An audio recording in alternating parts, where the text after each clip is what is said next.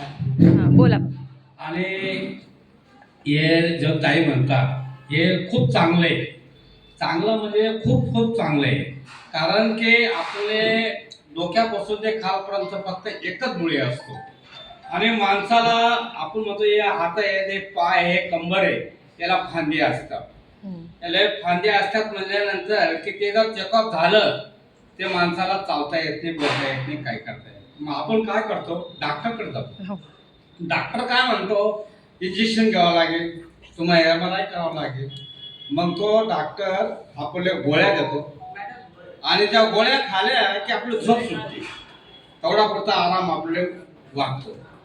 पण याचा एकच कारण आहे, हे खूप चांगलं आहे. हे नसचा प्रकार असतो, त्याला जेवढं मशीनवर फिरवलं तेवढं चांगलं आहे. आणि या वयात आपण करायलाच पाहिजे. या वयात कोणी आपला हा मुलगा आहे, आपलं तांब्या भरून आणून देईल की माझी सून आहे मला पाणी देईल, काय होणे कोणाचं नाही. आज जातपर्यंत आपण जोडीले आहेत त्यातपर्यंत मशीनने गरज आहे.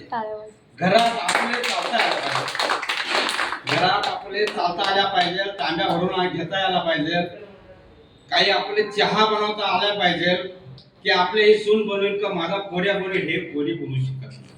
म्हणून आपल्या मशीनची फार गरज आहे. आणि एवढंच माझं म्हणणं आहे की खरं रोज रेगुलर करा आणि चांगले